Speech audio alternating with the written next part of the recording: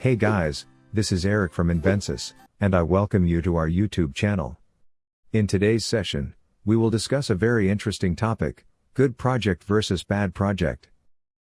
Before we get started, if you like this video, do subscribe to our YouTube channel. Also, to learn more about project management and its practices, check out Invensis Learning's Project Management Certification Training on Prince 2, Project Management Fundamentals, PO, MSP and CAP. All of the necessary information is given in the description box. Let us start this session with a quick introduction to what is a project. A project can be defined as a set of tasks that is to be completed to achieve a particular goal or get the desired results. Now, this project is not limited to a particular industry or sector. It can be in any field, education, IT, banking, industries, etc. All projects, be they a small or a big project, have one thing in common: they are broken down into goals and the actions necessary to attain them. So this was just a small introduction to what is a project. So now, let us move to our next and main topic for today and understand how a project can be categorized as good or bad. So we will talk about the difference which makes a project good or bad. So the first difference is planning. This is a very important difference and can make or break a project. It is one of the foremost and important factors influencing your project's success. The project plan explains how the project will achieve its goals and should be thorough enough for stakeholders to understand how it will be managed and executed. In a good project, the plan is realistic and achievable. And also, the expected outcome of the project, the cost, the resources, the time are all planned and calculated precisely.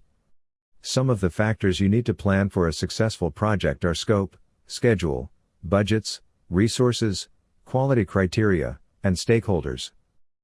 Next, if there is no proper planning, there are higher chances of the project failing, which results in a bad project. Beginning work without clear project objectives and goals is one of the secure ways to ensure project failure. Without proper planning, things will get out of your hand very easily and frequently. After all, there's no way to tell if you've succeeded if you don't know what you're trying to achieve. The next factor that results in a good or successful project is good change control.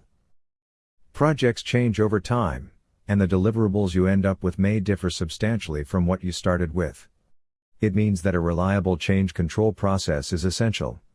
If you have this in place, you won't have to worry about scope change or realizing that you do not know which version of the documents the stakeholders have agreed to.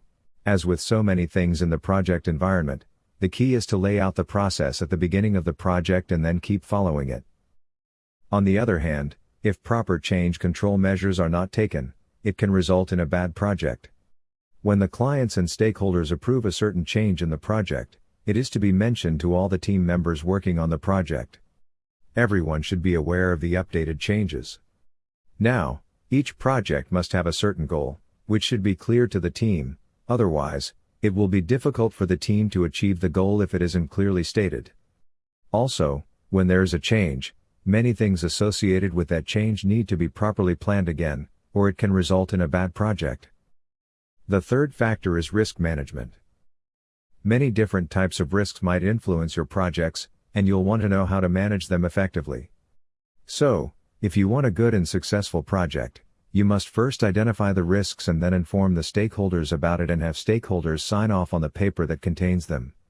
After then, you must keep track of them and add any new ones or ones that change their status.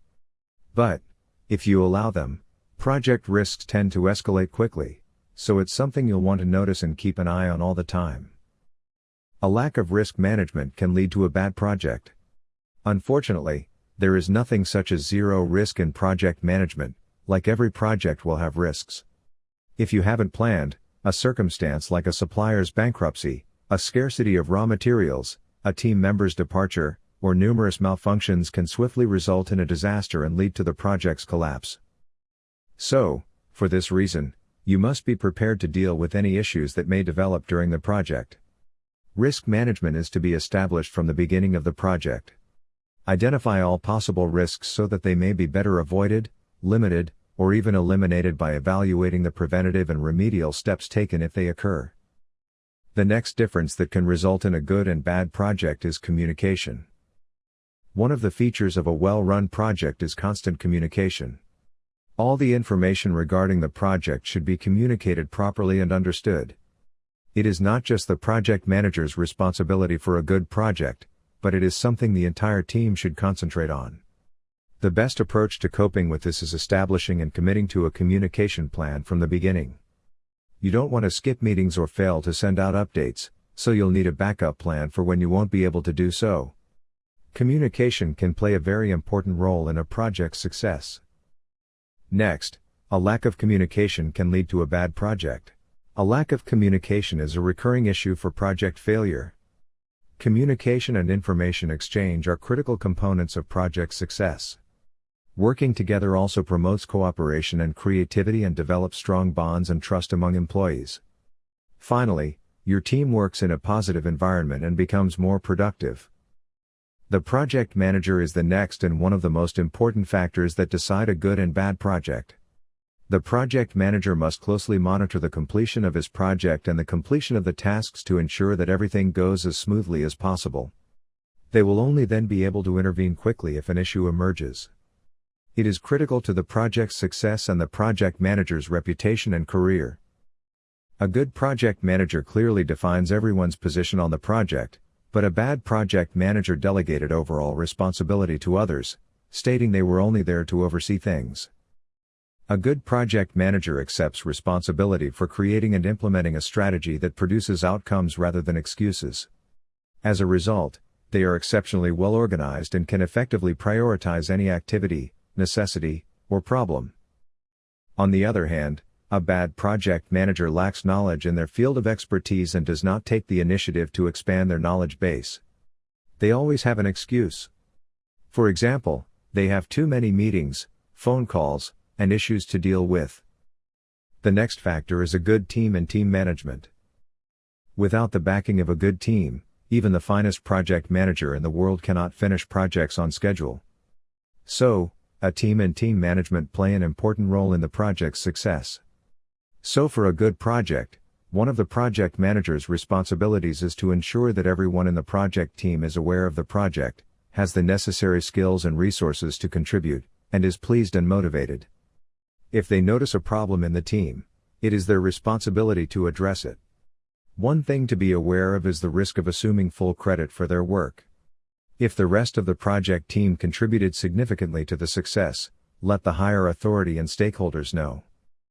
Whereas, if the team keeps procrastinating, they do not listen to the manager, and there is a lot of conflict in the team, all these lead to a bad project. It is one of the main and prominent reasons why projects fail. It is the responsibility of both the team members and the project manager to finish the given tasks within the given deadline and resolve any queries within the team. The next factor is controlled budgets.